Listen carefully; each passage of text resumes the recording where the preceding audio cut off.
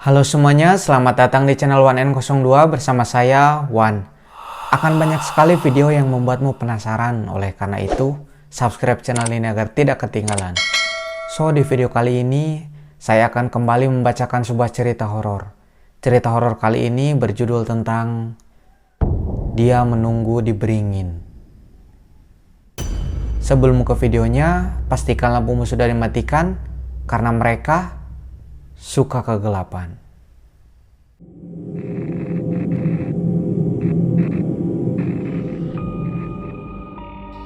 Sejak kecil, aku tumbuh dengan peringatan yang sama. Jangan pernah berhenti di bawah beringin ujung desa, apalagi pas malam. Kata nenek, beringin itu bukan sekedar pohon tua. Dia tempat bernaung sesuatu yang gak ramah pada orang yang suka menantang. Waktu itu, aku cuma menangkapnya sebagai aturan kampung, biar anak-anak gak main jauh sendirian, biar orang tuanya tenang. Tapi lambat laun, setiap kali lewat situ, siang hari pun, ada sensasi aneh yang nempel, seperti jalan itu punya ingatan sendiri. Daunnya selalu bergoyang lebih pelan dari angin. Kulit batangnya selalu terasa lebih dingin daripada batu di sekitarnya. Orang-orang bilang itu tanda-tanda ada yang tinggal di sana. Melihat tiap orang yang lewat, menimbang siapa yang berani menatapnya lebih lama dari sopan santun. Aku belum percaya betul sampai malam itu. Ketika pulang dari rumah teman, dan kebetulan jalur pulang melintasi jalan setapak itu. Malam itu langitnya pekat, bukan karena awan tebal, melainkan karena gelapnya memang rapat. Tidak ada lampu jalan, hanya satu atau dua rumah yang menyalakan senter di beranda. Suara sepeda motor jauh sekali, seperti kelupaan. Hanya ada suara jangkrik, suara daun yang terseret angin kecil, dan detak sepatuku sendiri di tanah. Dari jauh, beringin itu sudah terlihat seperti bayangan raksasa. Rantingnya membentuk kubah hitam, cabang-cabang menggulung seperti lengan yang menunggu untuk merangkul. Waktu aku mendekat, semilir angin seperti berhenti. Udara terasa seperti menunggu sesuatu sebelum turun. Aku menghela napas lebih karena ingat pesan nenek. Sementara aku berjalan pelan, hidungku tiba-tiba menangkap bau melati. Awalnya samar, seperti parfum yang lewat di pasar. Tapi begitu aku melangkah lebih dekat, baunya semakin tajam sampai hampir menusuk. Aku berhenti, tangan menekan tas di punggung, dan tertawa kecil sendiri karena rasa malu. Ya ampun, sugesti mulu. Kupikir itu pengingat otak buat berhenti takut pada kisah kampung.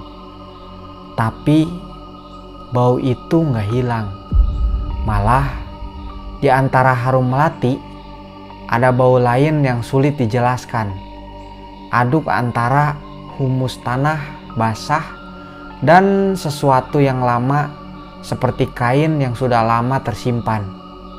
Bau itu membuat bulu kuduku merinding. Lalu dari dalam kerumunan daun datanglah suara tawa kecil, bukan tawa yang riang, bukan juga tawa yang menggoda. Lebih seperti bisikan yang meniru tawa anak kecil, tapi dibuat perlahan, seperti seseorang yang menirukan suara dari jauh. Suara itu tipis, hampir tak bisa dipercaya kalau bukan karena telingaku yang menangkapnya jelas. Aku menelan ludah, jantungku berdetak sedikit lebih cepat. Tapi aku berusaha berpikir biasa. Jalan saja, pikirku. Jangan kasih dia kesempatan buat nempel di kepala. Langkahku makin cepat. Tapi anehnya, badan ini terasa makin berat. Tidak berat karena capek, melainkan seperti ada sesuatu yang menempel di punggung, menarik sedikit setiap kali aku melangkah. Rasanya aneh, seperti melangkah di lumpur tipis yang tak terlihat.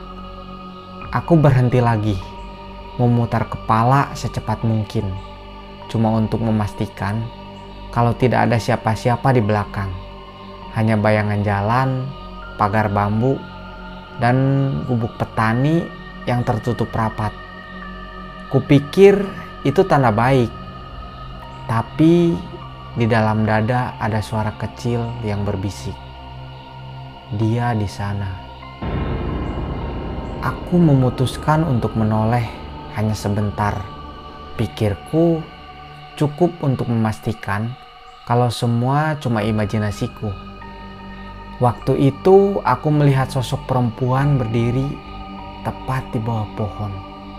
Dia tidak banyak bergerak. Rambutnya hitam panjang menutup wajah seperti tirai. Bajunya putih kusam yang dari jauh kelihatan basah, atau mungkin hanya kusam karena lama tersimpan.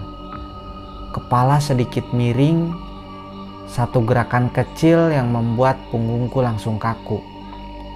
Yang paling mencolok adalah posturnya diam tapi tetap terasa penuh perhatian. Seperti orang yang menunggu sesuatu sejak lama.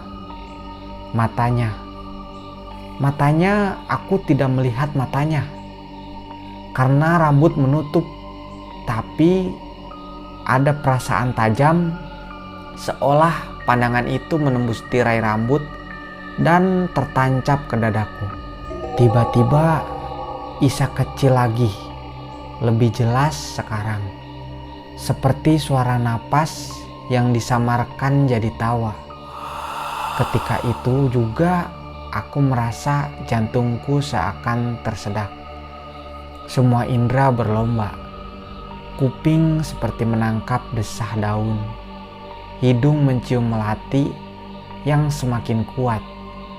Kulit bergetar oleh udara dingin yang mengalir dari batang pohon. Seketika semua cerita kampung yang pernah kudengar berkumpul jadi satu. Perempuan itu yang menunggu calonnya pergi. Perempuan yang menunggu janji yang tadi tepati. Dan sosok di bawah beringin itulah wujud cerita itu. Bukan hanya dongeng untuk menakut-nakuti anak kecil, melainkan sesuatu yang nyata dan berdiri di hadapanku. Aku berbalik rali, langkahku cepat, napasku berat, dan punggungku terasa seperti ditarik setiap kali aku berbelok. Di bawah cahaya remang dari rumah-rumah, bayanganku terpotong-potong oleh pepohonan, tapi di belakangku ada sesuatu hal yang tak kunjung hilang. Perasaan dia mengikuti. Aku tidak berani menoleh lagi. Setiap detik takut kalau saja tatapan itu masih menempel di kepalaku. Suara ketawa kecil terus menusuk seperti jarum halus, seolah menertawakan keberanianku yang salah kaprah. Sampai di rumah, jantungku masih berdetak kencang. Lampu di teras masih padam. Ibu mungkin sudah tidur. Aku mengunci pintu dengan tangan gemetaran, memeriksa jendela satu persatu. Di kamar, aku menyalakan senter dan menyorot sekilas ke arah jendela. Tidak ada yang aneh, cuma kegelapan dan bayangan bambu yang bergerak pelan. Tapi aku masih bisa merasakan bau melati, seolah-olah baunya menempel di jaket yang tadi kupakai. Aku mengusap wajah, mencoba meyakinkan diri. Itu cuma sugesti, itu cuma cerita. Tapi suara tawa kecil masih terngiang. Satu bisikan di kepala bilang, nanti malam dia akan menunggu lagi. Keesokan harinya di warung kopi depan balai desa, aku menceritakan kejadian itu pada beberapa orang yang aku anggap biasa-biasa saja. Mas Joko yang kendaraannya paling banyak di kampung, dan Ibu Sari yang biasanya nggak percaya omongan kosong semacam itu. Mereka mendengarkan sambil mengunyah kacang. Mas Joko cuma bilang, "Ya elah, itu mah biasa. Orang-orang dulu juga bisa bikin cerita." Ibu Sari menatapku lama, lalu dengan suara kecil dan serius bilang, "Hati-hati nak, jangan dipancing. Kalau memang ada, ya mending ditinggalin." Aku menatap mereka, ingin dengar kata-kata yang menenangkan. Tapi dari mata mereka, kulihat usaha menahan ketakutan yang sama. Seakan-akan setiap orang di kampung ini saling menyimpan rahasia. Semua tahu, semua diam, dan semua berharap tidak ada yang membangkitkan hal yang lebih buruk. Malam-malam berikutnya, aku sengaja menghindari jalan itu. Tapi cara kampung kita bekerja berbeda. Jalan setapak itu bukan hanya satu-satunya akses ke sawah. Ia juga jalan pintas yang kerap kusediakan kalau sedang buru-buru. Dan kupikir menghindar tidak menyelesaikan rasa penasaran yang mulai membiak di kepala. Aku selalu ingin tahu kenapa sosok itu memilih berdiri di bawah beringin. Apa yang membuatnya menunggu? Siapa yang pernah dia tunggu? Pertanyaan-pertanyaan kecil itu mengikis rasa takut sedikit demi sedikit, berganti jadi dorongan yang aneh. Bukan berani, tapi ingin tahu. Jadi suatu sore, saat matahari mulai menipis dan langit berwarna oranye memudar, aku memutuskan untuk lewat lagi. Siang-siang lebih aman, pikirku. Di bawah sinar senja, beringin tampak berbeda. Daunnya masih bergoyang pelan, tapi tak ada bau melati. Suhu terasa biasa saja. Aku menahan napas, melangkah pelan, dan kali ini berniat untuk diam sejenak di bawah cabang-cabangnya. Aku ingin melihat lebih dekat, rasakan sendiri apakah itu benar-benar hanya cerita. Saat aku berdiri di sana, ada rasa dingin yang meluncur dari batang ke tulang punggungku. Angin membawa suara bisik-bisik, bukan tawa kali ini, tapi lebih seperti kata-kata yang tak bisa kutangkap. Aku menempelkan tangan ke kulit pohon, merasakan seratnya yang kasar, dan entah kenapa ada kesan bahwa pohon itu lebih tua dari kata-kata yang pernah ku ketahui. Ia menyimpan banyak malam, banyak cerita, dan mungkin banyak penantian. Waktu berjalan, aku sadar bahwa hal paling menakutkan bukanlah sosok perempuan itu sendiri, melainkan kelamaan menunggu.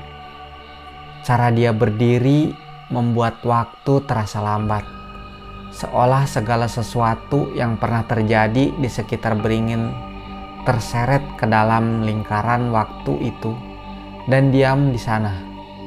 Menunggu tanpa akhir itu lebih mengerikan daripada teror yang tiba-tiba menyerang. Karena menunggu berarti ada alasan yang belum selesai, janji yang belum ditepati, luka yang belum sembuh, atau dendam yang membeku.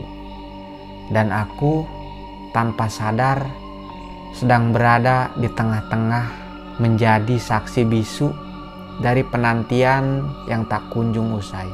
Besok paginya aku masih belum tenang.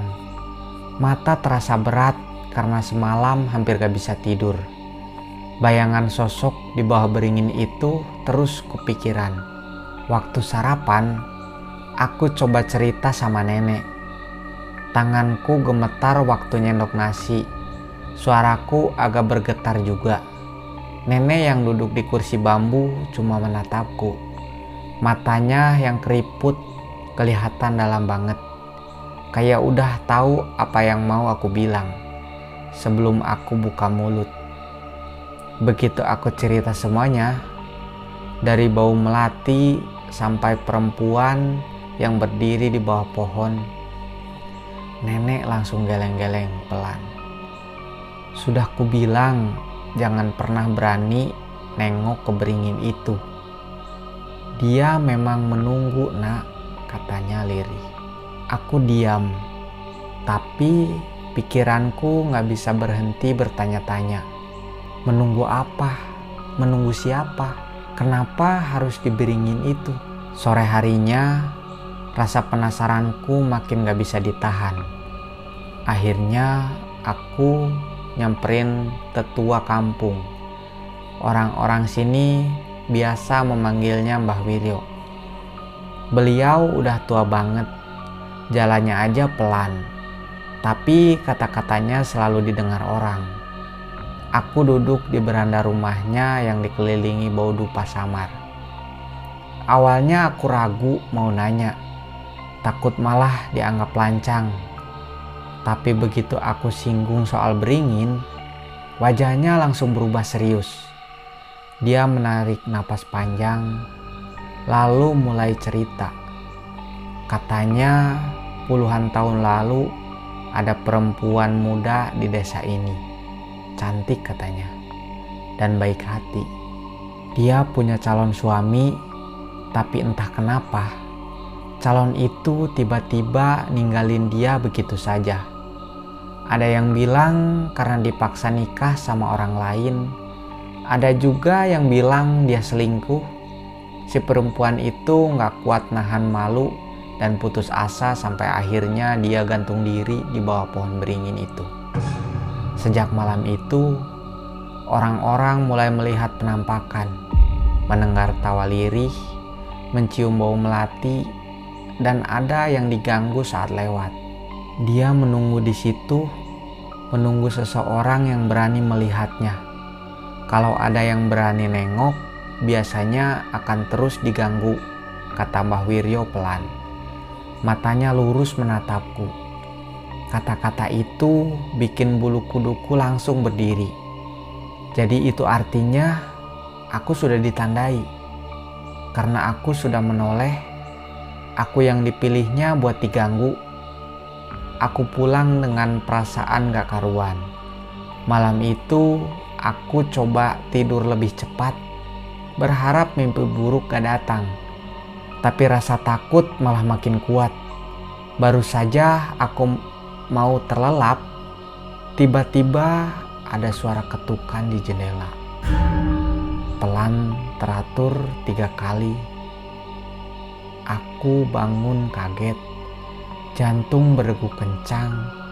Kamar gelap, hanya ada cahaya lampu kecil dari luar. Aku diam berharap itu cuma ranting atau hewan malam. Tapi 5 menit kemudian, suara itu terdengar lagi.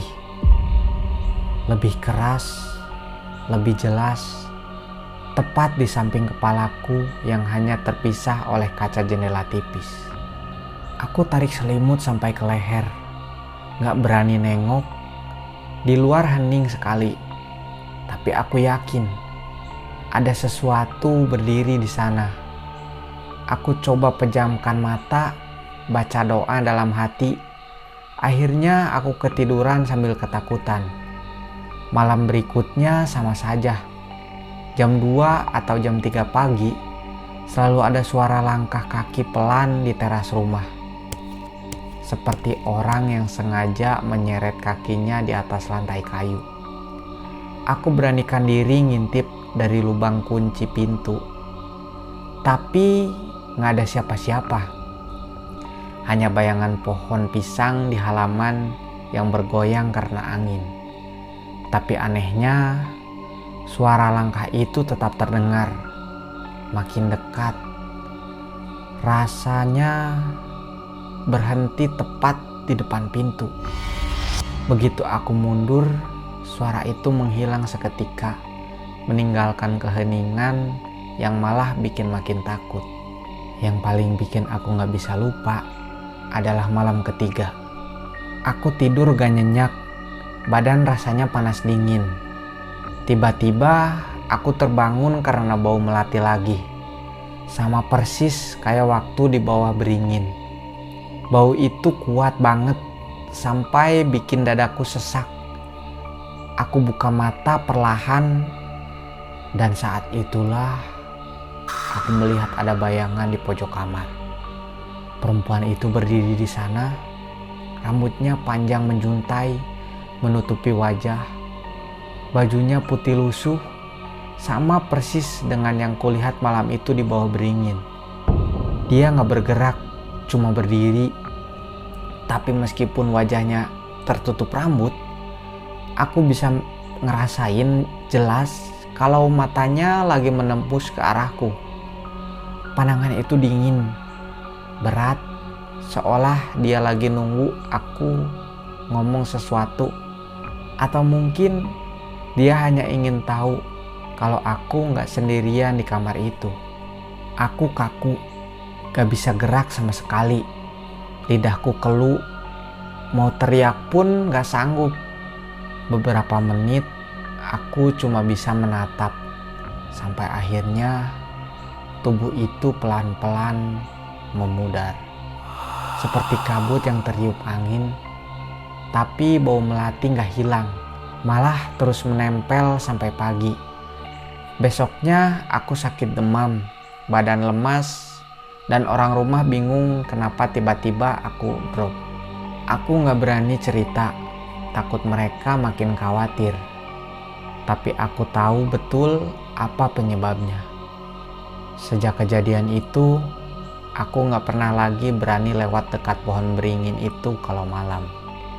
Bahkan siang pun, aku sering merasa ada tatapan dari kejauhan. Orang-orang desa juga sama.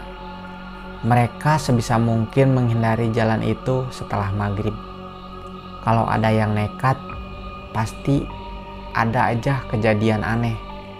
Ada yang pulang kesurupan, ada yang jatuh sakit tiba-tiba, bahkan ada yang menghilang sebentar, lalu muncul lagi dalam keadaan linglung.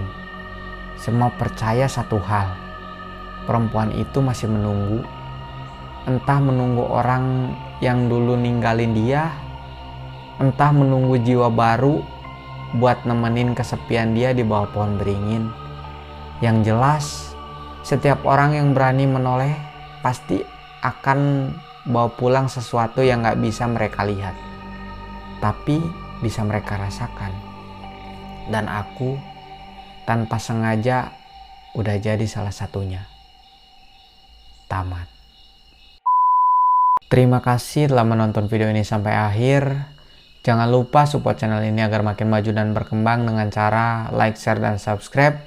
Sekian untuk video kali ini. Saya Wan. Sampai jumpa di video selanjutnya.